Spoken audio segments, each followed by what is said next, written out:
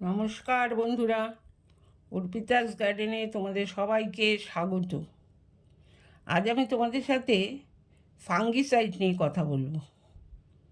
আমরা সারা বছরই আমাদের গাছে ফাঙ্গিসাইড ব্যবহার করে থাকি, বিশেষ করে বর্ষাকালে বৃষ্টির পর আমাদের প্রতিটা গাছেই ফাঙ্গিসাইড ব্যবহার করতে হয়, কারণ বর্ষার সময় গাছে বেশি মাত্রায় ছত্রাকের আক্রমণ হয়। যদি আমরা এই সময় ফাঙ্গিসাইড ব্যবহার না করি তাহলে কিন্তু আমাদের গাছগুলো মারাও যেতে পারে। আজ আমি তোমাদের সাথে এমন একটি ফাঙ্গিসাইড নিয়ে কথা বলবো যা আমাদের সবার কাছে অতি পরিচিত সাব ফাঙ্গিসাইড। এই সাব ফাঙ্গিসাইড আমরা সবাই ব্যবহার করে থাকি। এটি ইউপিএল কোম্পানির একটি ফাঙ্গিসাইড। বাজারে বিভিন্ন ধরনের ফাঙ্গিসাইড পাওয়া যায়। এর মধ্যে এই সাব ফাঙ্গিসাইড ভারতের সবচেয়ে বিশ্বস্ত ছত্রাকনাশকগুলোর মধ্যে একটা। বিভিন্ন ফসল এবং রোগের ক্ষেত্রে এই ফাঙ্গিসাইড কার্যকর। দেখো, সাব ফাঙ্গিসাইড একটা মিক্সড ফাঙ্গিসাইড। এই ফাঙ্গিসাইডে আছে কার্বানডাজিম থাকে 12% আর ম্যানকোজেব থাকে 63%। এই কার্বানডাজিম গাছের ভেতরে যে ছত্রাক থাকে তাকে নষ্ট করে, আর ম্যানকোজেব গাছের বাইরের অংশে যে ছত্রাক থাকে তাকে নষ্ট করে। এটা পাউডার ফর্মে কিন্তু পাওয়া যায়। দেখো, যে কোনো নার্সারি থেকে খুব সহজেই আমরা কিন্তু এই সাব ফাঙ্গিসাইডের ছোটো প্যাকেট বা বড় প্যাকেট সংগ্রহ করে নিতে পারি।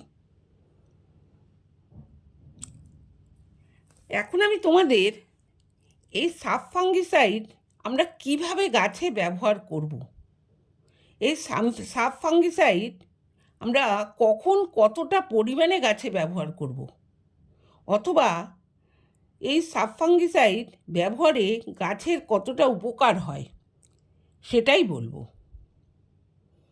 দেখো, প্রথমেই আছি এই ফাঙ্গিসাইড আমরা কখন ব্যবহার করব।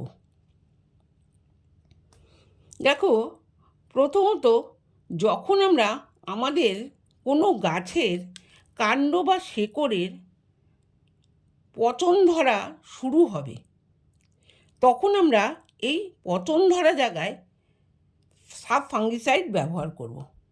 দেখো, আমার এখানে এই দোপাটি গাছের গোড়ায় কিছুটা পচন ধরা শুরু হয়েছে, সেখানে আমি এইভাবে সাব ফাঙ্গিসাইডটা দিয়ে দিচ্ছি। কিন্তু এটা আমরা যদি সামান্য জলে গুলে প্রলেপের মতোও কিন্তু দিতে পারি। আবার কোনো গাছের পাতায় যদি কোনো স্পট তৈরি হয় বা পাতার ধারে এরকম হলুদ হয়ে যায়, তখনও কিন্তু আমরা গাছে এই ফাঙ্গিসাইডটা ব্যবহার করতে পারি। আমরা যখন কোনো গাছ প্রতিস্থাপন করব, দেখো আমার এখানে বর্ষায় কিছু গাছের চারা তৈরি হয়েছে। এই চারা যখন আমরা প্রতিস্থাপন করব অথবা আমরা যখন কোনো গাছ রিপোর্টিং করব, তখন কিন্তু অবশ্যই আমরা যে মাটি তৈরি করব তার সাথে এই ফাঙ্গিসাইডটা মিশিয়ে নেব। দেখো, আবার যখন আমরা বীজ থেকে চারা তৈরি করব, তখন যদি আমরা এই সাব ফাঙ্গিসাইড মিশ্রিত জলের মধ্যে বীজগুলোকে কিছু সময় রেখে তারপর মাটিতে রোপণ করি, তাহলে কিন্তু বীজগুলো ছত্রাক মুক্ত হবে এবং সমস্ত বীজগুলোই কিন্তু অঙ্কুরিত হওয়ার একটা সম্ভাবনা থাকবে। দেখো, আমি এখানে কিছু ঢেঁড়সের বীজ এইভাবে ফাঙ্গিসাইডের মধ্যে ডুবিয়ে রেখেছি, তারপর কিন্তু এটা আমরা বসাবো। ঠিক এইভাবেই যখন আমরা নতুন চারা মাটিতে প্রতিস্থাপন করব, তখন তার আগেও চারাগুলোকে আমরা এই ফাঙ্গিসাইডের জলে কিছুক্ষণ ডুবিয়ে রাখবো, তারপর আমরা সেই চারাগুলোকে রোপণ করব। দেখো, আমি এখানে অ্যাডেনিয়ামের দুটো ডাল কেটেছিলাম। এই ডালগুলোতে আমি ঠিক এইভাবে ফাঙ্গিসাইড লাগিয়ে দিচ্ছি।